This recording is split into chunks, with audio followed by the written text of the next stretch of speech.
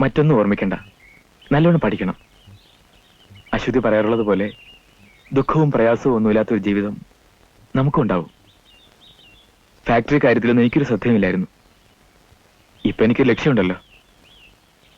എത്രയും പെട്ടെന്ന് എല്ലാം ശരിപ്പെടുത്തിയിട്ട് ഞാൻ വരാം. അതിനിടയ്ക്ക് വല്ല പ്രശ്നം ഉണ്ടാവുകയാണെങ്കിൽ അറിയിച്ചാൽ മതി. ആ നിമിഷം ഞാൻ എന്റെ അശ്വതിയുടെ അടുത്ത് പറന്നെത്തും. ഓക്കെ?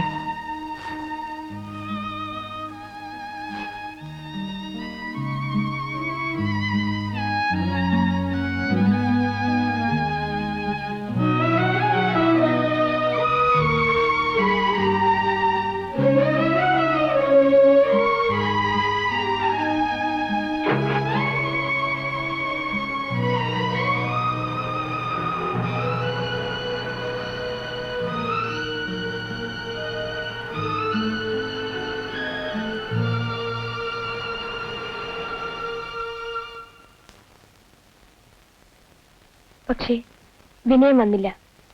പിന്നീട് ഒരിക്കലും തമ്മിൽ കണ്ടില്ല. ഒരുപാട് കത്തുകൾ ഞാൻ അയച്ചു. ഒടുവിൽ ഒരു മറുപടി വന്നു. ഇനിയും കത്തുകൾ എഴുതി എന്നെ ശല്യപ്പെടുത്തരുത്.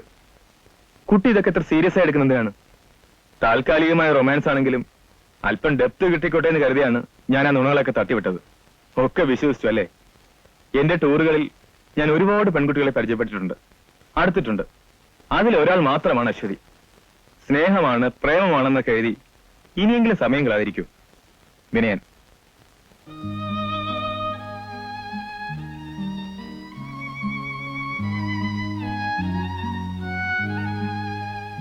വിനയന്റെ ഒരുപാട് കൂട്ടുകാരികളിൽ ഒരാളാണ് ഞാനെന്നറിഞ്ഞ ആ നിമിഷം എനിക്കത് മറക്കാനാവുന്നില്ല.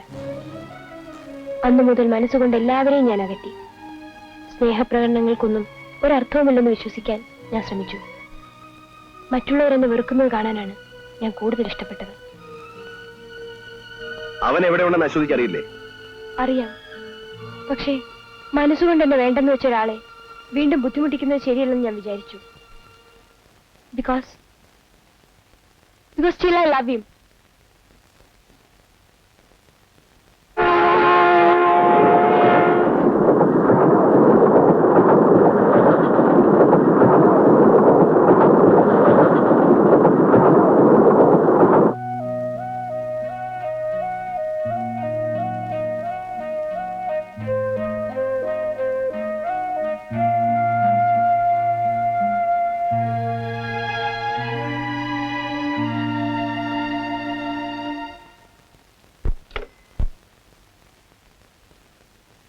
ഹലോ, 7284 തരൂ.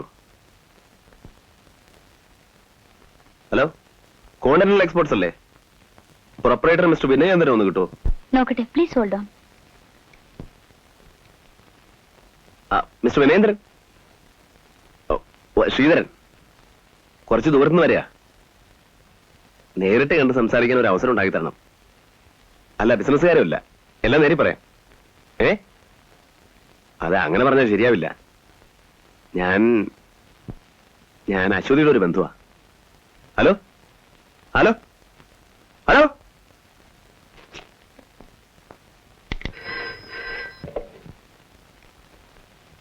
Hello, continental exporters. യെസ്. പുറത്തു പോയോ? അത് ശരി. വീട്ടിൽ പോയാണോ? അറിയില്ല. ഇല്ല, വീട്ടിൽ സന്ദർശകരെ അനുവദിക്കാറില്ല. ഞാൻ സന്ദർശകനല്ല, അയാളെ കണ്ടിട്ടേ പോകൂ എന്ന് പറഞ്ഞേക്ക്.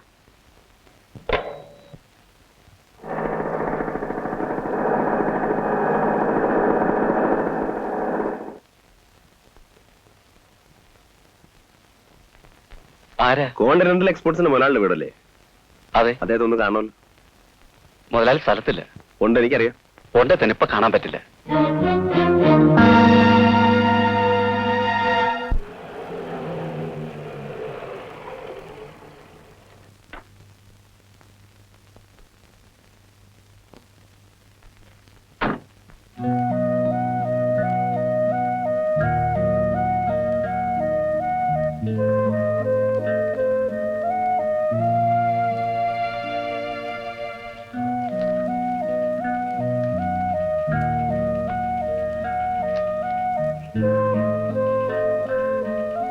ഹലോ, ഞാൻ പ്രൊപ്പറേറ്റർ വിനയേന്ദ്രന്റെ കൂടെ പഠിച്ച ആളാ. സണ്ണി. സണ്ണി മാത്യു എന്ന മുഴുവൻ പേര്. എനിക്ക് വിനയേന്ദ്രൻ ഒന്ന് കാണണമല്ലോ. പി എ കോണ്ടാക്ട് ചെയ്യൂ. പി എവിടെ? ഇതാ ഇവിടെ. ഓ.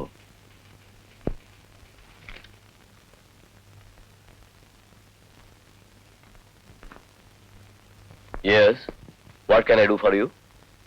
വിനയനല്ലേ? ഞങ്ങൾ ഹൈസ്കൂളിൽ ഒന്നിച്ച് പഠിച്ചതാ. നേരിട്ട് കണ്ടിട്ട് ഒരുപാട് വർഷമായി. എന്റെ പേര് സണ്ണി. ഒന്ന് കാണണമല്ലോ. MD തിരക്കിലാണല്ലോ. ഞാനും തിരക്കില്ല. എയർപോർട്ടിൽ പോകുന്ന വഴിക്ക് കയറിയതാ. 5 മിനിറ്റ് കൂടുതൽ എനിക്കും വയ്യ. Please take your seat. ഓ. സാർ, സാറിന്റെ classmate one mister Sunny Mathews. He wants to meet you. He is on his way to airport. Yes, yes, in high school. Yes sir.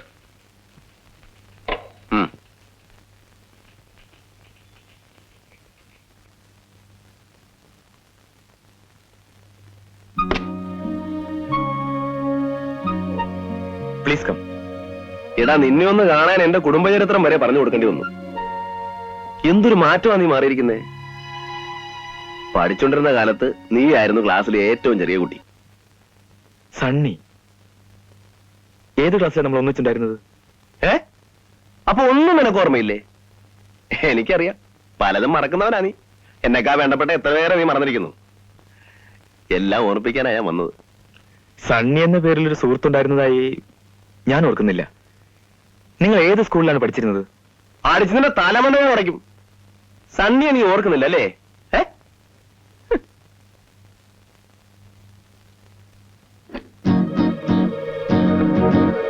ആരും അകത്തേക്ക് വരാതിരിക്കാനാ.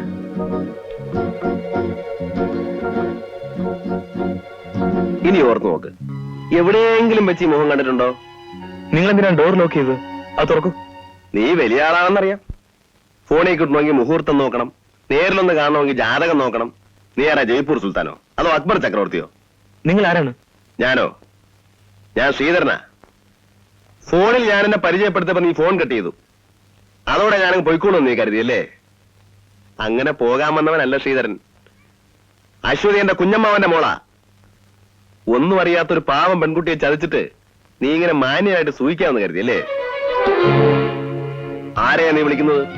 നിന്റെ കിങ്കരന്മാരെയോ? ഒരുത്തരും വരില്ലടാ. വന്നാ തന്നെ നിനക്കറിയോ, ഒരുപാട് കൊല്ലം ഇരുമ്പ് പിടിച്ച് തഴമ്പിച്ച കൈയാണ്. Get out from here.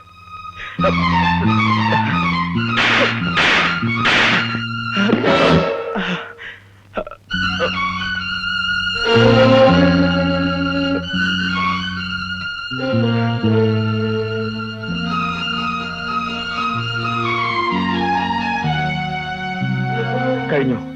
ഇനിയും ആവാം, ഇഷ്ടം പോലെ ആവാം. എനിക്ക് നിങ്ങളെ തിരിച്ചൊന്നും ചെയ്യാൻ കഴിയില്ലെന്ന് മനസ്സിലായില്ലേ? അശ്വതിയോടുള്ള ഇഷ്ടം കൊണ്ടാവും നിങ്ങൾ എന്നെ തല്ലിയത്. അതുകൊണ്ട് തന്നെ നിങ്ങളോട് എനിക്ക് ദേഷ്യമില്ല.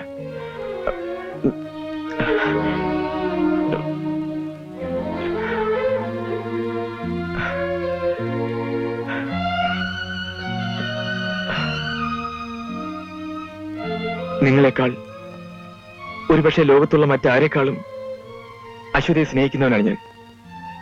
ഞങ്ങൾ തമ്മിൽ എങ്ങനെ അടുത്തു, എങ്ങനെ അകന്നു എന്നതിനെ പറ്റി കുറച്ചൊക്കെ മനസ്സിലാക്കിയിരിക്കുമല്ലോ. അശ്വതിയുമായി പിരിഞ്ഞതിന് ശേഷം പുതിയ പ്രതീക്ഷകളും ആവേശവും ഒക്കെയായി ഞാൻ ഇവിടേക്ക് വന്നു. ഫാക്ടറി ആകെ താറുമാറായി കിടക്കുകയായിരുന്നു. അനാവശ്യമായ തൊഴിലാളി സമരങ്ങൾ എനിക്ക് താങ്ങാവുന്നതിലേറെയായി. പോലീസിനെ ഉപയോഗിച്ച് സമരം അടിച്ചമർത്താൻ ശ്രമിച്ചത് സത്യമാണ്. അതിനു പകരമായി തൊഴിലാളികൾ എനിക്ക് തന്നതാണ് ഈ സമ്മാനം. ദുഃഖവും പ്രയാസവും ഒന്നുമില്ലാത്ത ഒരു ലോകമായിരുന്നു അശ്വതി ആഗ്രഹിച്ചിരുന്നത്. ഈ സ്ഥിതിയിൽ എനിക്കത് കൊടുക്കാൻ കഴിയുമായിരുന്നെന്ന് നിങ്ങൾ വിചാരിക്കുന്നുണ്ടോ? എന്റെ ന്യായങ്ങൾ നിങ്ങൾക്ക് മനസ്സിലാവുമോ എന്ന് എനിക്കറിയില്ല. എന്നോടൊത്തുള്ള ജീവിതം അവളെ വേദനിപ്പിക്കുകയുള്ളൂ. ക്രൂരമായി കത്തുകൾ എഴുതി എന്റെ ജീവിതത്തിൽ നിന്ന് ഞാൻ അവളെ അകറ്റി. വെറുക്കുന്നുണ്ടല്ല, സ്നേഹിക്കുന്നുണ്ട്.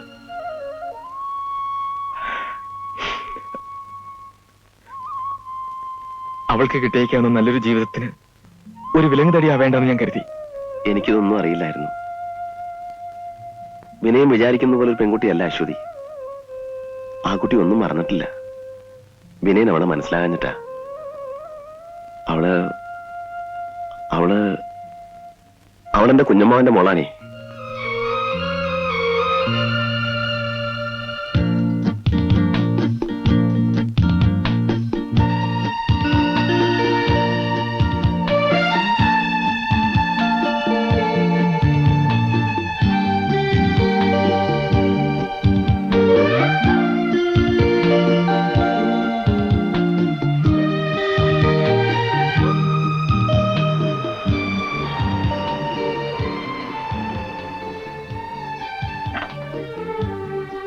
അശ്വതി ഇറങ്ങും.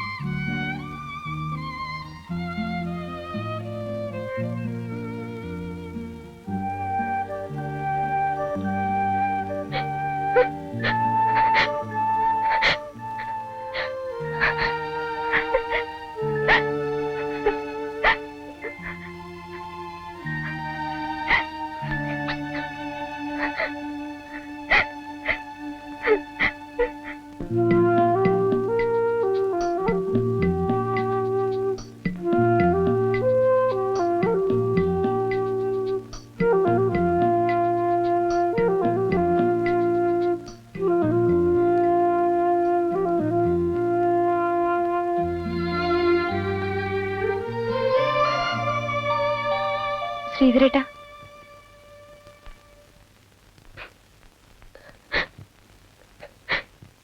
കരയേ? എന്താ ഇത്? നീ ഇപ്പൊ സന്തോഷിക്കല്ലേ വേണ്ടത്? നടക്കാനുള്ളതൊക്കെ എന്നായാലും നടക്കും. അതിനിടയ്ക്ക് ചിലപ്പോ കുറച്ച് വേദനയും വിഷമമൊക്കെ ഉണ്ടായിന്ന് വരും. അതൊന്നും സാരാക്കണ്ട. ഓരോരുത്തരുടെ തലയിൽ ദൈവം ഓരോന്ന് വരച്ചിട്ടുണ്ട്. അതേ നടക്കൂ. ഇനി എന്തായാലും അശ്വതി വിഷമിക്കേണ്ടി വരില്ല. ഞാനല്ലേ പറയുന്നത്? ഒന്നുമല്ലേലും ഞാൻ നിന്റെ ലോക്കൽ ഗാർഡിയൻ അല്ലേ?